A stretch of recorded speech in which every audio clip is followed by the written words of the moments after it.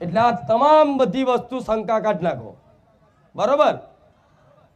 તો મારી એક તમને આવો પ્રશ્ન થાય, આવું હું આ પ્રવચન કરતી હોય ને તો કંઈક લોકો વિડીયો જોતા હોય ને તો હું બોલું ને એટલે પાછળ તરત પ્રશ્ન થાય, અને પ્રશ્ન થાય ને પાછળ તરત હું એનો એ જવાબ આપી જ દઉં એનો. તો અત્યારે હું તમને જવાબ આપું છું એ વાતનો. તમને એવો પ્રશ્ન થાય અંદરથી કે મારી ખાલી કુળદેવી અને અમારે જે ઘેર હાલ પૂજાય છે એ માતાઓ, અને તું કદાચ અમને હોમેથી બતાવું કે આ મહાકાળી માં તારી છે, મેરડી માં તારી છે, તો એ તો અમે અપનાવી લઈશું. પણ આટલું કરવાથી શું બધું આવી જશે? તો માતા એવું કંઈક હા આવી જશે. કેમ?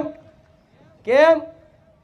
તમે રામનું નામ જપ કરો, તમે મારા ધામમાં આવીને શું બોલો છો? રામ. શું બોલો છો? આ રામ કોણ છે? અખિલ બ્રહ્માના નાથ, પરબ્રહ્મ પરમાત્મા, સચ્ચિદાનંદ સ્વરૂપ, જેને ભગવાન કહે છે. તમારા બધાનો નહીં, અમારી માતાઓનો, બધા ભગવાનોનો ભગવાન એ મારો રામ છે. તો એવા રામનું નામ લો છો તમે, તો પિતૃઓનો તમારા ઘેર પિતૃદોષ હોય ને, પિતૃદોષ એ રામ રામ બોલવાથી તમારી પિતૃઓની આત્માને તૃપ્તિ થઈ જાય.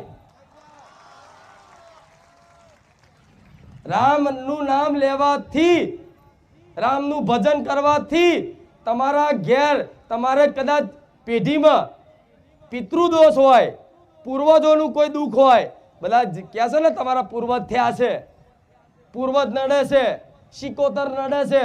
પૂર્વજ એટલે કોઈ વ્યક્તિ મરી ગયા હોય અને મર્યા પછી એ ભૂત થયા હોય એના પૂર્વજ કે, ખબર છે ને? અને જે સ્ત્રી હોય એને શું કહે? શિકોતર.